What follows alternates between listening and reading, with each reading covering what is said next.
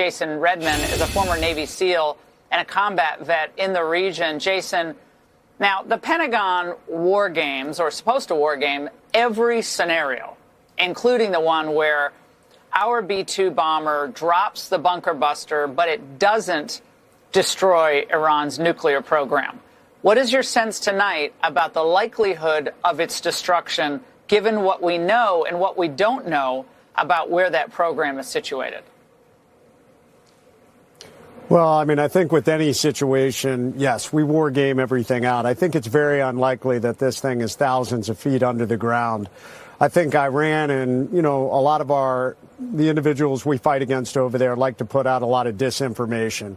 I think it's probably more realistic that we're looking at 200 to 300 feet down. Now, we have the ability, the U.S. has the only platform. We can either bring these things on B-52s, which is a little more dangerous, or we bring them in on the B-2s, which have more of a stealth signature. When they launch these things, they're precision guided. We can drive it into that initial point. Now, 200 to 300 feet, which is about max depth for the GBU-57, it's going to have to go deeper. So what happens is they'll probably be flying in formation, and they will drop that second one. So the first one is going to go down. It's like a conical shaped charge at the front. It penetrates deep enough that it blasts to create that large tunnel. And that second one will go in right after it, which is going to be able to penetrate even deeper and then get into the blast radius where, down below 300 feet where it's able to destroy that site.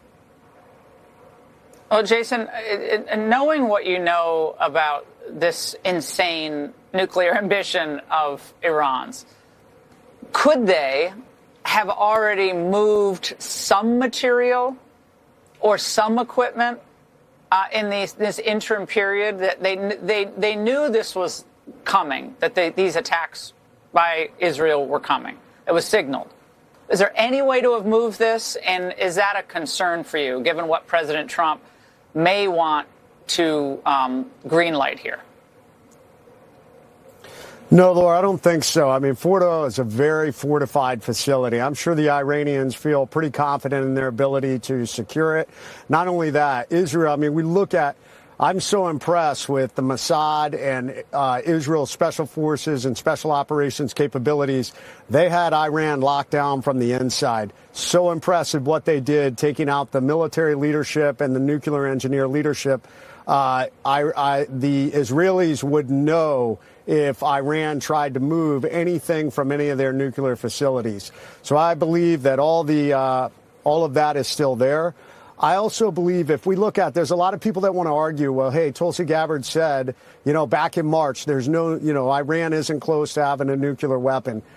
It's called intelligence collection, though. We are constantly collecting and gathering information from different sources, and we bring all this together.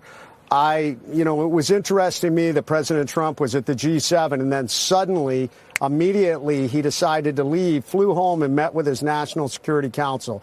That does not happen unless suddenly we have some sort of information that's causing us to move, which I believe they believe Iran is closer to an actual weapon. Jason, thank you for your service to this country, and thank you for joining us tonight.